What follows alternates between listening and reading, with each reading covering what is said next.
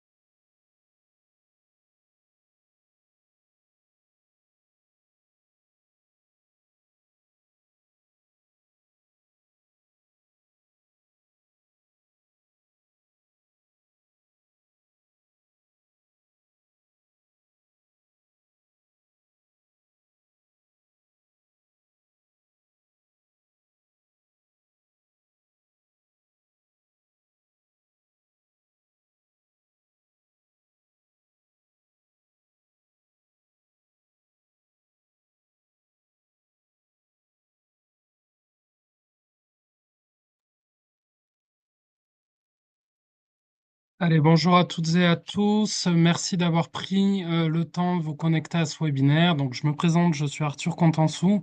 Je suis le coordinateur du guichet CPTS. Avant de commencer, une précision importante, ce webinaire est enregistré afin de permettre sa rediffusion sur notre site internet. Si vous ne souhaitez pas apparaître dans l'enregistrement, nous vous invitons à désactiver votre caméra et votre micro, hein. Vous pouvez également exercer votre droit de retrait en nous contactant par email à contact@guichetcptsoccitanie.org.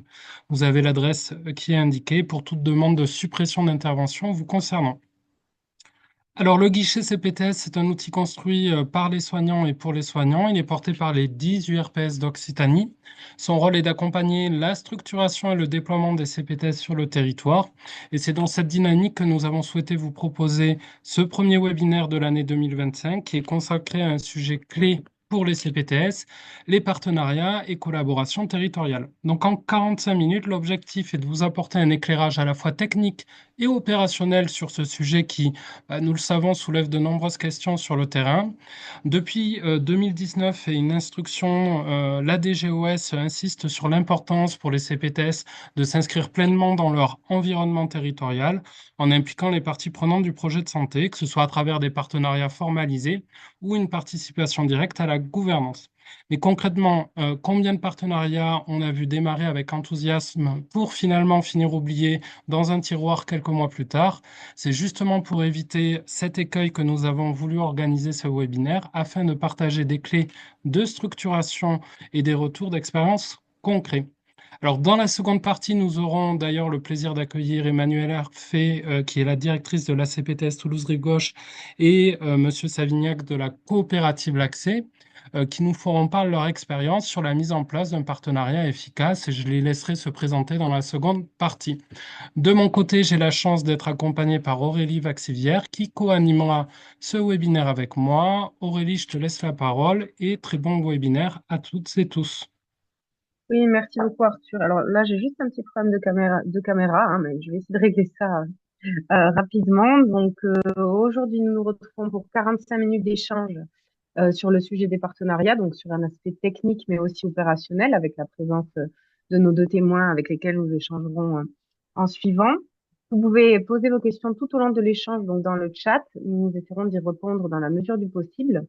Veillez à bien couper vos micros pour le bon déroulement du webinaire. Et comme l'a stipulé tout à l'heure Arthur, donc vous pourrez retrouver le webinaire ainsi que le support PowerPoint sur le site du guichet CPTS dans les prochains jours.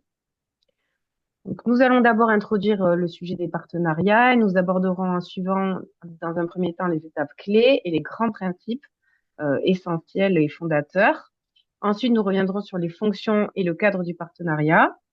Nous découvrirons de bonnes pratiques à travers les retours d'expérience de nos invités et enfin, nous échangerons dans le cadre d'une session de questions-réponses. Merci Aurélie. Alors pour bien entrer dans notre sujet, on a voulu schématiser la logique de partenariat portée par les CPTS. Donc tout d'abord, si on regarde un territoire donné, on y retrouve un ensemble de ressources, professionnels de santé, pharmacie, laboratoire, établissements de soins, mais aussi équipes de soins primaires, maisons de santé. Il y a également des acteurs du social, du médico-social, et la CPTS, de par son périmètre, couvre l'ensemble de ces ressources. Et son enjeu, finalement, c'est coordonner ces parties prenantes au travers de partenariats et de collaborations concrètes. Mais en fait, si on regarde et si on dézoome un peu la focale, ça ne s'arrête pas là. Pour répondre pleinement à ces objectifs, une CPTS doit aussi nouer des collaborations au-delà de son territoire. Alors, ces collaborations, elles peuvent être avec des spécialistes du second recours, avec des établissements de référence comme par exemple un CHU qui va polariser une partie de la population du territoire de la CPTS, ou même avec d'autres CPTS, ou un lien finalement avec par exemple le contrat local de santé, où on va avoir des chevauchements parfois de territoire. C'est ce qu'on peut définir ici comme le territoire fonctionnel finalement de la CPTS, qui va dépasser le cadre strictement géographique. Et si on prend encore plus de recul, on intègre une échelle départementale et parfois même régionale avec des acteurs comme les DAC, les conseils départementaux et les instances tutélaires. Alors finalement, une question clé se pose, comment coordonner toutes ces ressources dans une dynamique partenariale cohérente?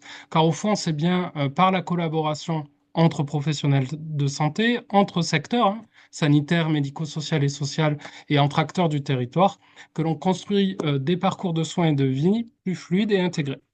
Donc si chacun va jouer sa partition dans son coin, on va avoir une harmonie d'ensemble qui sera discutable, mais si l'orchestration est bien posée, alors on obtient un système territorial plus fluide, plus efficace et surtout plus cohérent pour les usagers.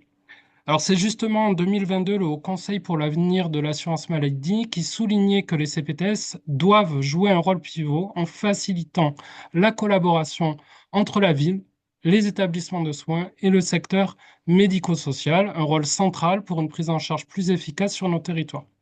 Alors finalement, on le voit, la CPTS joue un rôle d'orchestrateur liant des acteurs variés, mais concrètement, comment bâtir un partenariat efficace? Un partenariat, ça ne se décrète pas, il se construit étape par étape, il passe par différentes phases, depuis l'identification des besoins et des parties prenantes jusqu'à l'évaluation et l'ajustement du partenariat. Et c'est ce que va nous présenter Aurélie avec une slide qui illustre les étapes de vie d'un partenariat. Tout à fait, merci Arthur. Donc, on vous a schématisé ce qu'on peut considérer comme la ligne de vie du partenariat, qui se décompose en étapes clés incontournables. Donc, la première étant celle de l'identification, identifier la problématique à laquelle on souhaite répondre, mais aussi rechercher les partenaires pertinents pour le faire. À la suite de cette période, de cette phase d'identification, pardon, vont se prendre des contacts et un dialogue va commencer à s'instaurer pour ensuite passer à la phase de la définition, donc définir.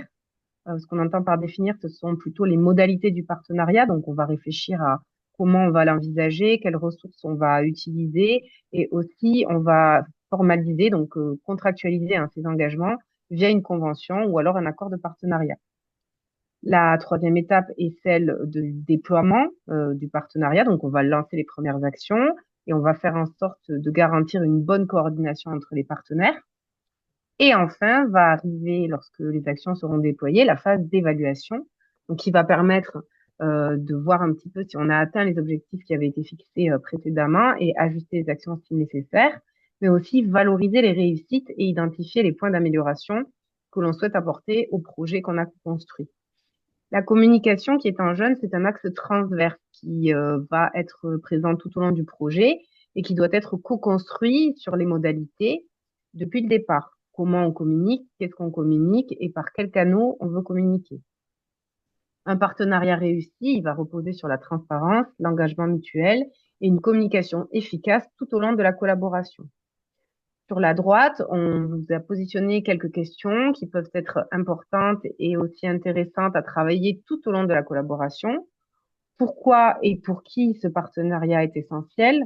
Comment garantir une collaboration équilibrée et durable? Comment transformer l'intention en impact réel? Et quelle est la valeur ajoutée de ce partenariat? Ok, merci Aurélie. À toi la parole encore sur les principes Oui. clés du partenariat. Pardon, j'allais trop vite. Pas de souci. Donc, du coup, pour vous illustrer un petit peu ce qu'on considère comme les principes clés d'un partenariat, nous avons décidé de vous présenter un cas pratique qui peut peut-être sûrement vous parler. Donc, un DAC d'un département et une CPTS décident de s'associer pour réduire de 10% les hospitalisations des personnes âgées sur leur territoire. Donc, ils vont échanger à plusieurs reprises, ils vont définir leurs rôles respectifs dans le projet et aussi co-construire ensemble des indicateurs de réussite. Chacun va mobiliser donc ses compétences. La CPTS va mobiliser les professionnels de santé de terrain qui vont participer à l'orientation, pardon, au dépistage et à l'orientation des personnes à risque, tandis que le DAC, lui, va assurer la prise en charge médico-sociale à domicile lorsque cela s'avérera nécessaire. Afin de communiquer et d'avoir une coordination efficace, ils vont mettre en place des outils adaptés, que ce soit des logiciels de communication ou bien encore des temps de réunion, d'échange, afin de fluidifier la communication globale autour du partenariat. Et à la fin du déploiement de leurs actions et sur la base d'échanges transparents et réciproques, ils vont évaluer la réussite de l'expérimentation et adapter le projet s'ils souhaitent poursuivre leur collaboration. Pourquoi, selon nous, ce projet et ce partenariat fonctionnent? C'est parce qu'ils respectent les principes clés du partenariat. À travers tout d'abord la co-construction d'objectifs communs. Donc, sur cet exemple, c'était les 10% de réduction d'hospitalisation de personnes âgées.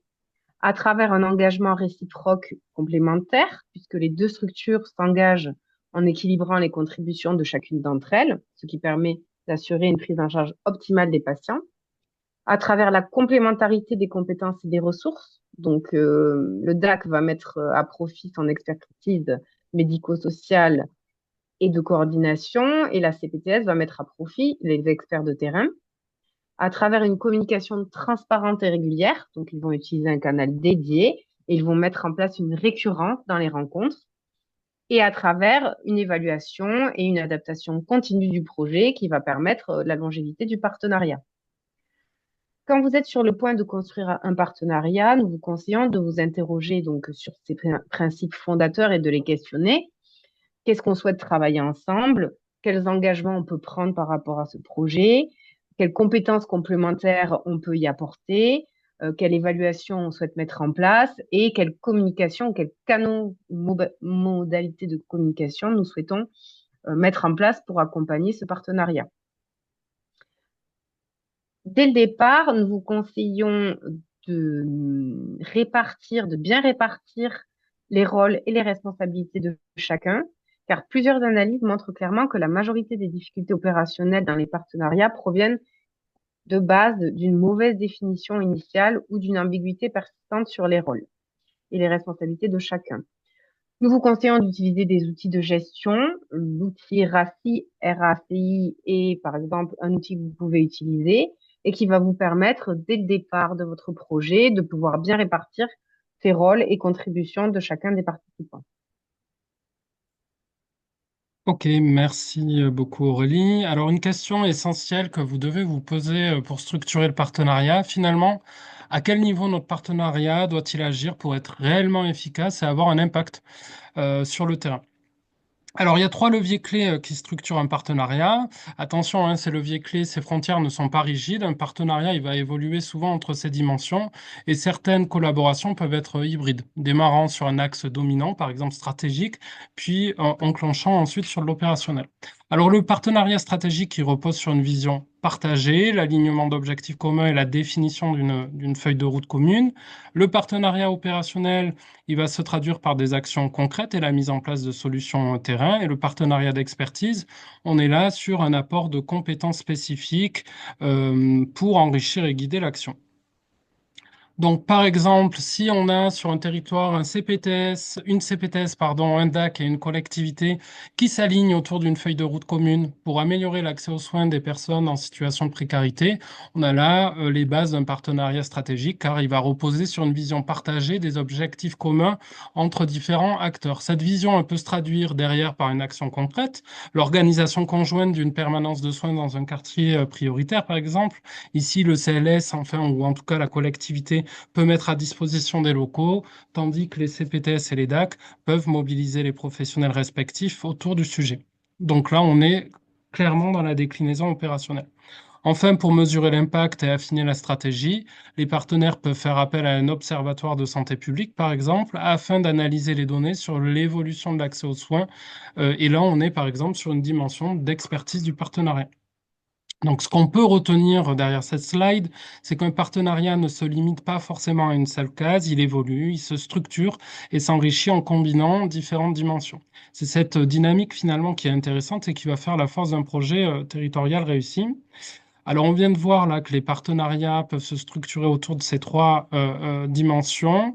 Mais une question clé peut se poser également, comment formaliser et sécuriser ces collaborations?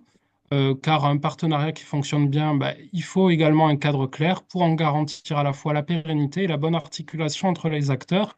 Et c'est justement sur ce volet qu'Aurélie va intervenir sur la slide suivante. Tout à fait. Pour chaque partenariat, nous vous conseillons de porter une attention particulière sur les contours juridiques de ce partenariat. C'est à cet effet que sert la convention. Donc, dans une convention doivent apparaître certains éléments comme les objectifs du partenariat, les modalités de collaboration, que ce soit sur la durée ou sur les modalités techniques, logistiques, sur la mise à disposition de ressources humaines, mais aussi sur les conditions financières aussi de ce partenariat. L'idée, c'est de pouvoir avoir toutes les informations nécessaires pour éviter les conflits futurs liés aux responsabilités et ou à la propriété intellectuelle.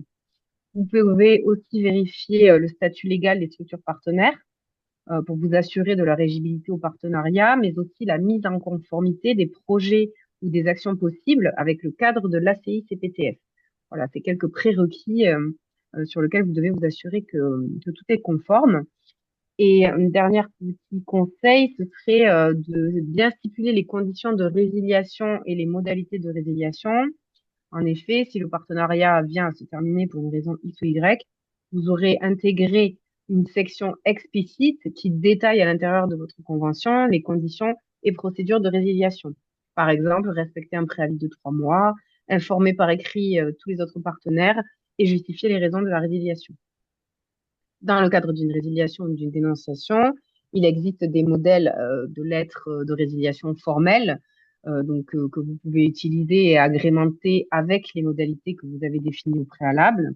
Et vous pouvez bien évidemment faire appel à un conseiller juridique pour vous assurer de la conformité légale de la procédure de résiliation.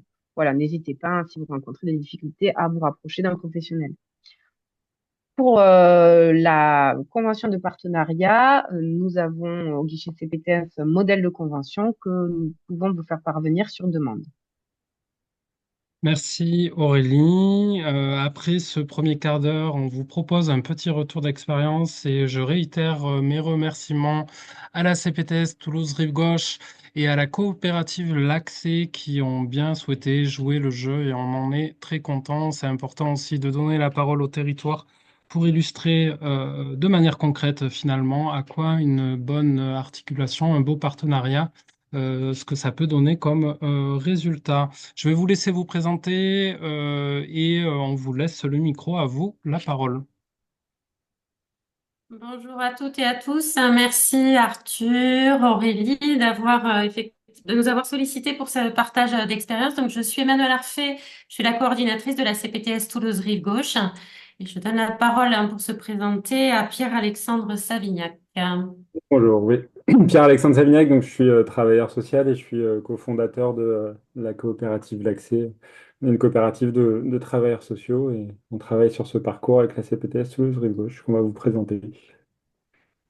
Super. Alors n'hésitez pas à me manager pour passer les slides, hein. Ok, bah alors slide suivante pour démarrer et puis laisser la place après aux questions. On vous a préparé une présentation qui reprend les grandes lignes de notre partenariat, donc entre une CPTS de taille 3 et puis une coopérative de travailleurs sociaux. Donc le prétexte de ce partenariat était initialement un parcours coordonné pluriprofessionnel qui s'appelle le parcours PASDO qui vise à améliorer la prise en charge de patients complexes, isolés, précaires, à domicile. Donc, ce parcours repose sur une coordination entre professionnels de santé et travailleurs sociaux parce qu'effectivement, il cible des patients que on a qualifiés dès le départ de patients hérissons, c'est-à-dire que quelle que soit la voie d'abord, eh ben, ça pique. D'un point de vue sanitaire, les professionnels de santé notaient la difficulté de prise en charge de ces patients qui ont des problématiques sociales, qui s'intriquent dans les problématiques médicales et sanitaires. Et réciproquement, les travailleurs sociaux nous disaient que ben, ils avaient du mal à prendre en charge certains patients parce que justement, ces patients avaient des problématiques médicales et sanitaires qui n'étaient pas forcément prises en charge complètement et en tous les cas qui induisait soit des retards au rendez-vous, soit des impossibilités de faire certaines démarches. Donc l'objectif a été d'emblée de faciliter l'accès aux soins et aux dispositifs sociaux pour des patients vulnérables. Diapositive suivante. Donc dans les patients isolés, notre problème. On t'entend plus. On a perdu Emmanuel. Ce sont les aléas du direct. Ah, voilà. Ah, Pardon. c'est bon. En cliquant, en voulant changer la diapo, par automatisme, j'ai cliqué sur le son. Désolée. Donc, notre les problématiques abordées, c'était d'une part que c'était des patients isolés. Donc, qu'est-ce que ça voulait dire? Ça voulait dire qu'ils n'avaient pas forcément de personnes ressources et qu'il y avait quelque chose autour de la coordination qui se jouait. Mais coordination qui alliait le soin et les aides sociales. Et on s'apercevait que ben justement, entre ces acteurs de la santé et ces acteurs du social, ben chacun intervenait de son côté, mais qu'il y avait vraiment besoin d'un partenariat justement entre ces différents acteurs, professionnels de santé et travailleurs sociaux, pour répondre et imaginer des solutions complexes à des problèmes complexes, notamment par rapport à la difficulté d'orientation et de prise en charge de ces patients en situation complexe et isolée. Diapositive suivante. Alors, la réponse apportée par le partenariat, parce que c'est ce qui nous importe aujourd'hui, c'est d'une part d'apporter une coordination entre infirmiers, alors certes parce que les infirmiers sont au domicile du patient, mais aussi infirmiers parce que côté CPTS, c'est un poste d'infirmière de coordination de parcours qui était identifié.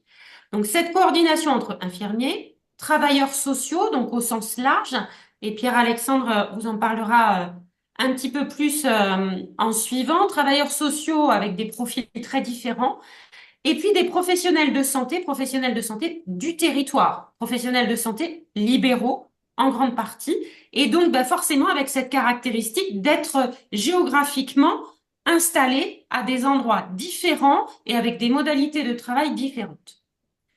La réponse apportée par le partenariat, ça a été de mettre en place des réunions de concertation pluriprofessionnelles mensuelles qui s'organisaient grâce à un travail en binôme des travailleurs sociaux et de l'infirmière de coordination en amont, avec une visite à domicile auprès du patient en amont de la RCP et une visite à domicile en aval de la RCP.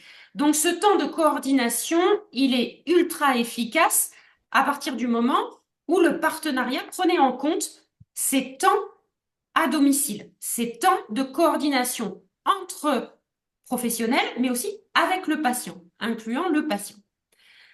Autre réponse apportée par le partenariat, c'était aussi de proposer un suivi personnalisé, autant dans l'accompagnement administratif que dans l'accompagnement médical et sanitaire.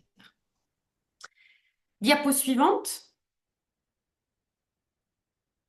Donc, le bénéfice de ce partenariat, d'une part pour les structures, que ce soit pour la coopérative L'Accès ou pour la CPTS, ça s'est décliné avec une convention de partenariat qui a nécessité plusieurs réunions en amont de l'écriture de cette convention. D'une part pour voir qu'on avait des valeurs qui étaient partagées entre nous, et tout à l'heure, on se retrouve tout à fait dans ce que vous avez présenté juste avant. C'est-à-dire que avant de signer cette convention de partenariat, c'est pas un acteur qui signe, c'est les deux, mais surtout c'est pas un acteur qui va réfléchir au partenariat et à la convention de partenariat, c'est tous les acteurs, y compris dans la rédaction. Ça nous a permis aussi ce partenariat, de penser à des indicateurs de suivi qui font partie intégrante de la convention de partenariat.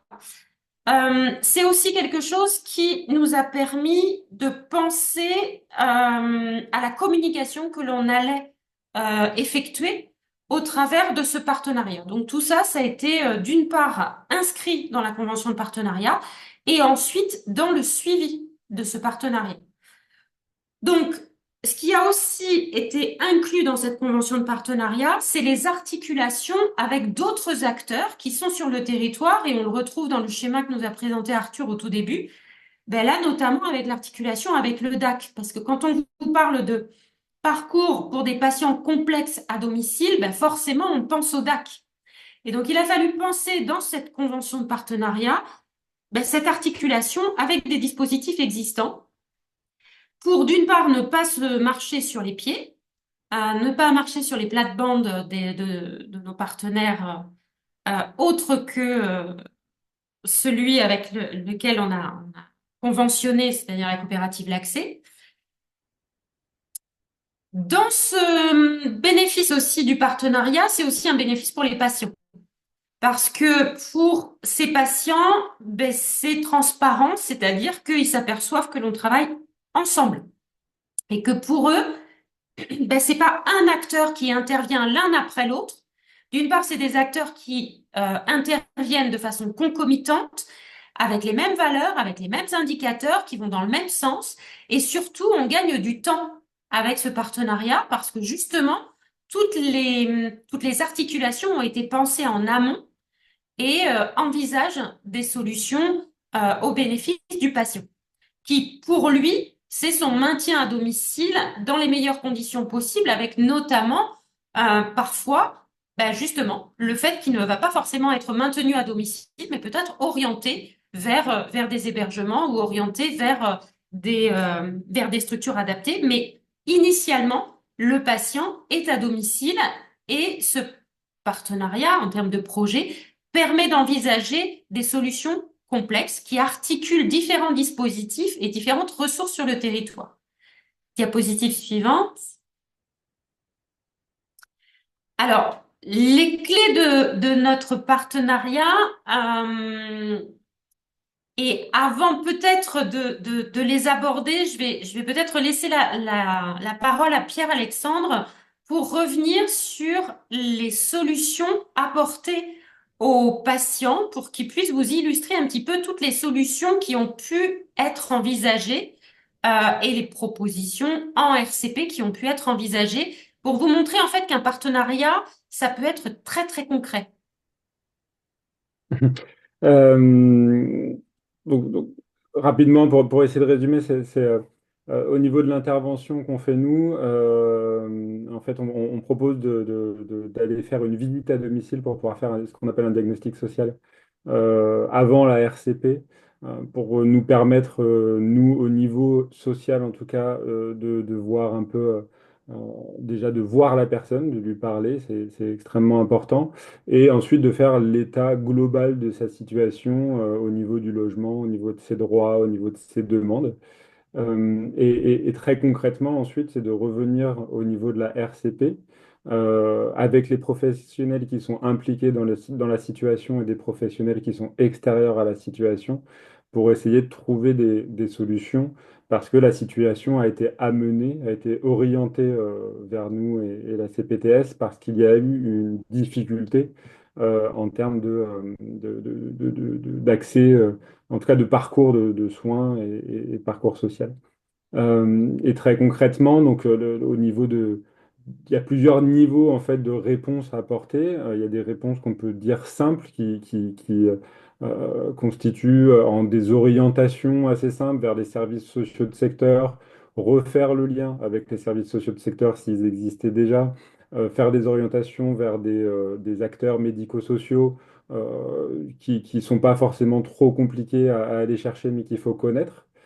Et on se rend compte que les professionnels soignants avec qui on travaille sur la CPTS, en fait, bah, c'est normal. De la même manière que nous, on ne connaît pas tout en santé, eux, ils ne connaissent pas tout au niveau des dispositifs auxquels on peut faire appel en fonction des critères d'inclusion, etc., et que c'est toujours un peu compliqué.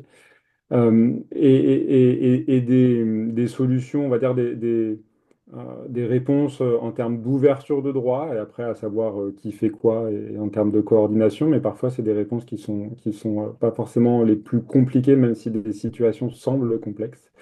Et après, on a des niveaux de situation qui nécessitent en fait du temps assez long et des échanges importants entre tous les acteurs.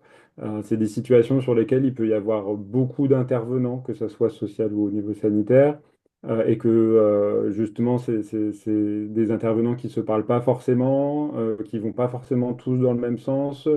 Le patient n'a pas forcément une bonne compréhension de qui fait quoi au niveau de sa situation. Donc ça, il y a un gros travail de coordination au niveau social et sanitaire, donc on fait avec l'infirmière coordinatrice et avec les outils qu'on a, nous, à disposition, qu'on utilise, qui sont ici, sur Spico Discussion et sur Spico Dossier qui nous permettent au-delà du téléphone, de dialoguer et aussi surtout de tracer hein, pour qu'on puisse bien se mettre au fait de qui a fait quoi et de voir à quel moment, etc. Et sur des situations les plus complexes où il y a beaucoup de monde autour, là, on va être sur des orientations en RCP et qu'on va mettre, je veux dire, un petit peu à l'épreuve parce que tout ne fonctionne pas forcément. C'est-à-dire qu'on va prendre des orientations en RCP et en fait, bah, c'est pas la bonne. On s'est trompé, la personne ne veut pas, le dispositif ne lui est pas accessible finalement. Et du coup, on va retravailler avec la personne et la CPTS pour pouvoir trouver des nouvelles solutions. Soit on repasse à un moment donné en RCP la solution, soit voilà, on échange de façon régulière avec l'ensemble des professionnels et ça nécessite voilà, beaucoup d'allers-retours pour qu'on puisse trouver des solutions. Et ensuite, bah, vu qu'on est sur des situations complexes, on est quand même sur des patients qui parfois sont dans des situations, que ça soit au niveau social et au niveau sanitaire, qui sont quand même particulièrement précaires et compliquées. Et on s'adapte aussi du coup au parcours de vie des personnes. Voilà, on a eu des gens qui ont eu des soucis en cours de parcours, on imaginait des choses et en fait, bah, c'est pas possible, donc on essaye de s'adapter. Et c'est extrêmement important d'avoir ça en tête au niveau du partenariat, parce qu'on imagine des choses au début et on fait évoluer en fonction de... Parce qu'on expérimente aussi beaucoup et on fait évoluer en fonction de ce qu'on constate au jour le jour quand on travaille. Voilà.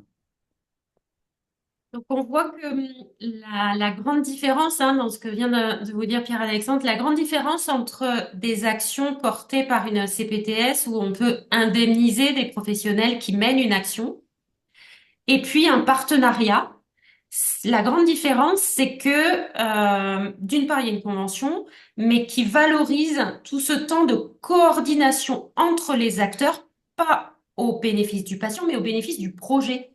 Et que à l'intérieur d'une convention de partenariat, ben, on envisage justement tous les éléments qui vont faire que l'articulation des partenaires va in fine être au bénéfice du patient et des professionnels de santé. Mais la convention de partenariat, elle vise d'emblée un projet et à valoriser un projet en tant que tel qui est d'envergure. On voit très bien que pour mettre en place ces différentes étapes du parcours, ben, si on valorisait simplement les actions à domicile, ça serait insuffisant. En revanche, la convention de partenariat engage les différents acteurs à participer à la déclinaison du projet. Donc, les clés du partenariat, en tous les cas, en ce qui nous concerne, ce qui nous permet de dire que c'est un partenariat réussi, c'est que d'une part, ça fait 2 ans et que c'est un partenariat qu'on vit encore aujourd'hui et qui a un impact très positif, autant au niveau des solutions trouvées pour les patients que pour les professionnels eux-mêmes qui participent à la RCP ou qui prennent en charge le patient. Ces clés-là passent d'une part par une collaboration et une communication régulière entre les acteurs qui sont mentionnés dans la convention de partenariat. Nous, d'une part, c'est 2 réunions annuelles avec le comité de suivi. Et d'autre part, tous les mois, il y a effectivement ces acteurs qui se rencontrent au travers des dossiers patients, mais qui parlent forcément des leviers et des freins de la mise en place du projet et du parcours. Autre clé, c'est la définition claire des rôles de chaque intervenant. Et nous, on l'a vu dès la première année, il y avait quelques flous au départ qu'on a rectifié pour la 2e année.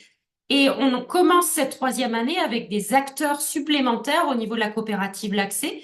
Et du fait que notre convention de partenariat avait été revisitée lors de la 2e année, ben, on a pu envisager des pistes d'amélioration pour la 3e année. Donc une convention de partenariat, c'est pas vitam aeternam. Il y a une durée et il y a surtout des revoyures qui permettent d'adapter cette convention de partenariat d'une part au territoire, parce qu'il peut y avoir des acteurs supplémentaires, et puis aussi à l'évolution des différentes structures qui sont impliquées dans la convention de partenariat. Autre clé, ben, c'est l'implication des partenaires qui appartiennent à des domaines différents. Donc le sanitaire, le social, l'associatif, ça c'est quand même une clé, c'est vraiment de se mettre autour de la table et d'apprendre à connaître ce que font les autres, d'apprendre à connaître leur vocabulaire aussi, parce que derrière des acronymes, on a l'impression de parler de la même chose, sauf que ben, on s'aperçoit au bout d'une demi-heure de discussion que ben, on parle pas de la même chose. Et donc ça, c'est vraiment rendre poreux ces silos entre le sanitaire et le social. Ben, les conventions de partenariat servent aussi à ça. Et quand on construit une convention de partenariat, en ce qui nous concerne, qui associe le sanitaire et le social, ben, c'était très riche pour nous pour faire connaissance avec ce domaine-là.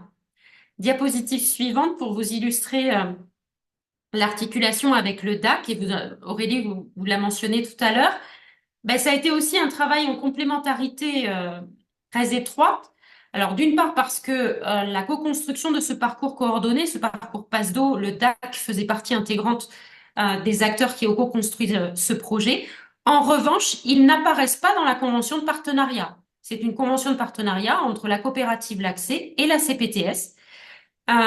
Tout simplement parce que dans cette convention de partenariat est mentionné aussi des modalités financières, des modalités temporelles, et il nous a semblé important de signer une convention de partenariat qui associait la coopérative et la CPTS, et de considérer effectivement dans les parcours coordonnés qu'il y avait d'autres acteurs, bien évidemment, qui rentraient en compte. Autre articulation avec le DAC, ben, c'était de coordonner ces parcours complexes qui nécessitent plusieurs intervenants. Et donc, dans ce parcours PASDO, ben, le DAC intervient. Mais dans la convention de partenariat, ils n'ont pas signé la convention de partenariat. Donc, bien distinguer le parcours, la convention de partenariat, les partenaires du projet et les partenaires du parcours. Je ne sais pas si j'en ai perdu déjà dans l'assemblée, mais c'est en tous les cas bien distinguer le parcours et le projet. Et donc C'est très clair. forcément, l'outil, la convention de partenariat est différent du parcours coordonné. Autre élément, c'est l'utilisation des dispositifs du DAC pour renforcer la prise en charge. Et Pierre-Alexandre vous l'a noté tout à l'heure, on a un dossier de communication commun qui est SPICO, outil que l'on utilise par rapport à l'échange d'informations par rapport au parcours, mais qu'on n'utilise pas par rapport à la gestion de projet qui est inhérente à la convention de partenariat. Ça, c'est encore autre chose. Diapositive suivante. Dernière diapositive pour conclure. D'une part, ce partenariat nous a permis vraiment d'améliorer la coordination et la communication entre acteurs et entre domaines de fonctionnement sanitaire, social, médico-social. Ça nous a permis aussi de rechercher de nouveaux financements pour pérenniser ce dispositif. Donc, les financements ACI, c'est une chose, mais ça nécessite parfois d'être complété. Ça nous a permis aussi d'apporter des nouveaux financements à la coopérative L'Accès et que ces financements soient totalement transparents avec des indicateurs qui permettent de poursuivre ou non ce partenariat. Et puis, dernier point, et j'en terminerai pour l'intervention, ça nous a permis d'adapter des outils et des méthodes en fonction des retours d'expérience. C'est-à-dire qu'au moment de la revoyure de la convention de partenariat, on a réfléchi sur d'une part nos outils de communication pour le patient, mais aussi nos outils de communication par rapport au projet, et puis de notre capacité à nous adapter par rapport aux réponses et aux pistes d'amélioration qu'on avait à envisager pour le projet en tant que tel, pour le partenariat en tant que tel, mais aussi pour le parcours. Ok, Donc, n'hésitez pas à merci. poser des questions pour préciser un petit peu les choses en fonction de vos contextes de travail. Merci beaucoup, Emmanuel, Pierre-Alexandre, pour cette présentation. C'était très clair. Avant de laisser la parole peut-être aux questions, 5-10 minutes maximum, on est vigilant au temps. Euh, je trouve intéressant la démarche du partenariat, effectivement, qui vise finalement à casser des silos ou plutôt créer des passerelles entre secteurs, et on le voit bien, ces sources d'innovation finalement. L'idée aussi de progression du partenariat, c'est-à-dire qu'aujourd'hui, au bout de 3 ans, votre partenariat a un certain relief qu'il n'y avait pas il y a 3 ans, parce que vous avez eu la souplesse aussi d'adapter et de réévaluer un peu le contour du partenariat. Ça, c'est intéressant. Et un point qu'il faut absolument pas oublier, dont vous avez parlé, Emmanuel, c'est comment finalement on fixe des indicateurs très rapidement pour évaluer l'impact du partenariat. C'est extrêmement important. Donc voilà, c'est ces 3 points, 3, 4 points là que je retiens. En tout cas, merci pour la présentation. C'était très clair, et je crois qu'il y a des questions autour justement du partenariat. Je vais donc donner la parole au chat, et je vais faire porte-voix du chat. Alors, quel ETP de temps de coordination IDE sur le projet? Euh, Alors, sur la CPTS Toulouse-Rive-Gauche, on a un temps plein d'infirmières de coordination de parcours, mais qui n'est pas entièrement dédié au parcours PASDO, qui se partage entre accès médecin traitant soins non programmés et parcours PASDO. Donc, on peut dire que c'est un mi-temps d'infirmière de coordination de parcours qui fait vivre ces modalités-là. ok, merci. Comment sont indemnisés financièrement les acteurs de ces partenariats? Alors, justement, c'est dans la convention de partenariat où nous, on a fixé en fait un montant maximum, d'une part, à ne pas dépasser au regard de ce qu'on avait envisagé. Et en fait, ça fonctionne comme pour les indemnités compensatoires, c'est-à-dire une note de frais et trimestriellement en fonction des heures passées par les acteurs sociaux ou par les professionnels de santé au domicile ou en réunion. Ces versements sont trimestriels. Ok, merci beaucoup. Alors, je ne suis pas sûr de comprendre la question, mais j'en fais relais. Est-ce qu'il y a des fonctions support qui travaillent en permanence sur le PDS? Alors, projet de santé ou sur le projet en question? Voilà, c'est ça que j'arrive pas, mais euh, Le projet de santé en général, en fait, combien dans la CPTS? Il y a comme équipe permanente. D'accord, très bien, merci. N'hésitez pas à prendre la parole effectivement si vous le souhaitez. Donc voilà, finalement l'équipe salariée est composée de combien de personnes? Donc, sur la CPTS Toulouse-Rive-Gauche, on est 3 salariés à temps plein. Et donc, pour répondre à la question des professionnels support, donc on a une infirmière, relativement à ce partenariat, on a une infirmière de coordination de parcours qui fait vivre justement les parcours et ensuite la coordinatrice générale qui, elle, élabore les conventions de partenariat et manage en fait la, la, la vie de ces partenariats, autant dans les documents formels que dans la communication entre les acteurs. Ok, merci. Pour les RCP, est-ce une équipe toujours stable ou est-ce que les acteurs changent en fonction des patients ou de la complexité? Alors, les deux, on a une équipe socle.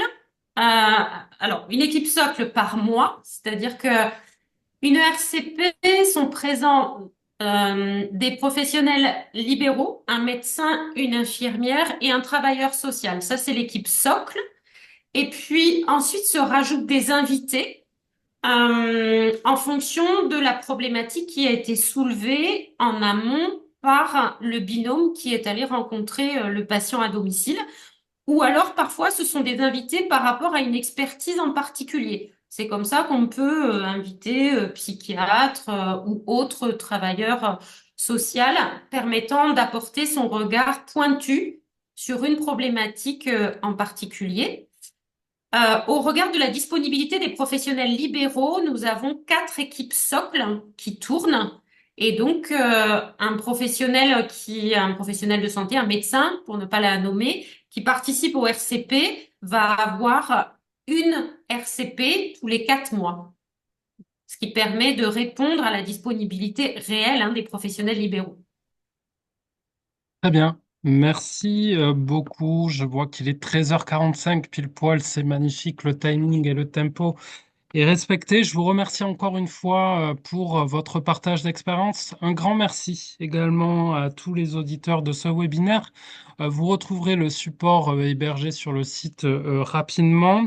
J'en profite pour vous rappeler que c'était le premier webinaire d'un cycle autour, on va dire, des déterminants sociaux et de l'environnement autour de la CPTS. Finalement, comment mieux intégrer ces différents déterminants pour renforcer la coordination territoriale. Et on s'attachera le 1er avril, même jour, même horaire, mardi de 13h à 13h45, sur les inégalités sociales de santé. Finalement, comment mieux les intégrer dans vos actions CPTS en lien avec Promotion Santé Occitanie.